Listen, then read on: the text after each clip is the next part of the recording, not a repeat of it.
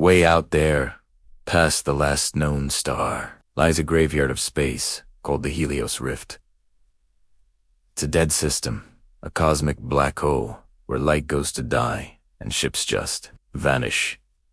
No signals, no wreckage, no survivors, nothing. So, naturally, that's exactly where humanity decided to send one man. His name was Major Jace Rowan, and he was supposed to be an investigator, a scout. Just go in, take a look around, and report back. He wasn't sent to fight a war, and he definitely wasn't supposed to take on an entire army of cosmic horrors. But that's exactly what he found. Floating in the abyss around the darkened star were things of pure void. They called them sanitas, ancient alien parasites that literally fed on the energy of stars. But they'd evolved. They'd learned a new trick. Now, they were feeding on planets, too, hollowing them out from the inside until nothing was left but cold, dead rock. The moment Jace's ship, the Odyssey Asterisk, crossed the threshold into the Helios Rift, it was all over. The system wasn't just dark. It was actively hostile. Waves of pure black energy, like a tsunami of nothingness, slammed into his ship, tearing it apart piece by piece. Balaam's bladed metal screamed, and then there was just silence as he was sent hurtling toward a shattered, lifeless moon. He crash-landed hard. The impact was violent enough to have killed him a dozen times over, but his suit held. When he finally came to, he was surrounded by the twisted metal skeleton of his ship and an unnerving, profound silence. The only light came from the dim, distant stars outside the rift and the flickering emergency lights of his cockpit. But he wasn't alone. In the periphery of his vision, shadows moved. They weren't cast by anything. They were the things casting them. They shifted and writhed in the darkness, moving even when he stood perfectly still, their forms impossibly wrong. Then they attacked. They came from all directions, pouring out of the cracks in the broken moon. The Sun Eaters weren't solid. They were made of living darkness, a tangible void that felt like burning cold. They ripped through reality itself, phasing through the wreckage of his ship like it was smoke. Jace opened fire with his standard-issue plasma rifle. The bolts of energy flew straight through them, hitting the rock behind and doing absolutely nothing. He threw grenades. They detonated in flashes of light that only made the creatures recoil for a second before they reformed. Angrier than before. They were immune. How do you fight something that isn't really there? Panic tried to set in, that cold grip of fear that freezes you in place. But Jace Rowan was a soldier.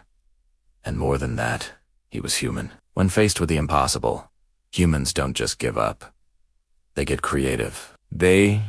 Adaptación. He scrambled back to the largest piece of his ship's wreckage.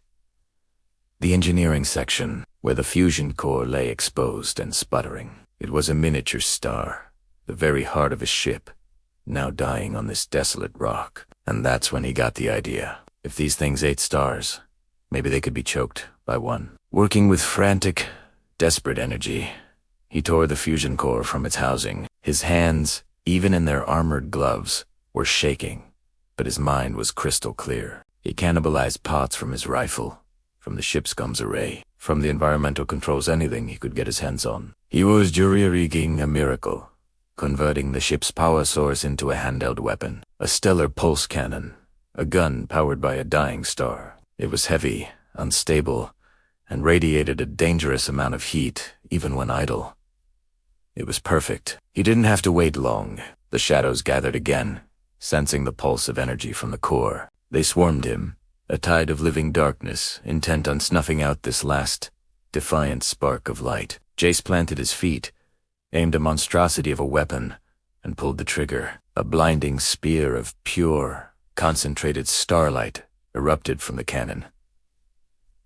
It wasn't a beam. It was a physical explosion of light and heat that tore through the darkness. And for the first time in their billion-year existence, the Sun Eater screamed. It was a sound that didn't travel through the air but echoed directly in his mind, a shriek of pure, undiluted agony. The light didn't just pass through them. It made them, burning their void-like essence into nothing. Jace had found their weakness.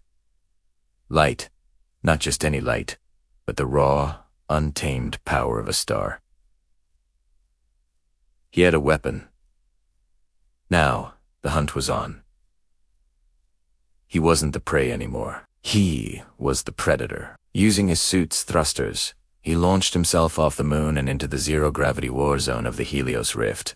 He hunted them across floating continents of planetary wreckage and through asteroid fields that were once entire worlds. He was a single point of incandescent fury in an ocean of eternal night. He leaped through chasms of twisted metal, firing his stellar cannon, turning swarms of these ancient terrors into dissipating motes of dust. They had never known fear, never known pain. Jace taught them both. But as he carved his way through the lesser creatures, he was making noise.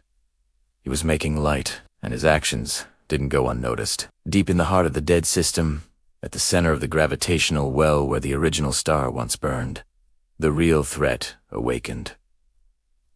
The Sunitar Overmind, it was a colossal entity, a being of unimaginable scale, wrapped around the cold, dark remains of the Helios star like a shroud. It had been dormant for eons, but now it was stirring from its slumber. It woke up because a single, insignificant human was making too much of a fuss. A psychic wave of pure dread washed over Jace.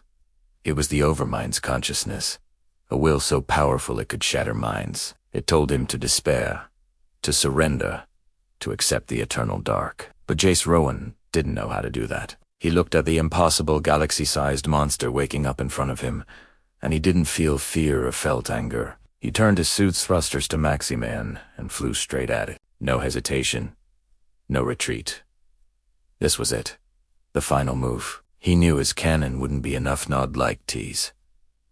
He needed more power. He rerouted every last bit of energy his suit had into the weapon, overloading the core. His suit's internal displays went red with warnings. The heat was immense, burning through the suit's insulation, scorching his skin. His nerves felt like they were on fire, his blood boiling in his veins. The cannon in his hands glowed white-hot, threatening to detonate at any second. He pushed through the pain, flying directly into the gaping maw of the Overmind's core, and with a final, defiant roar, he fired.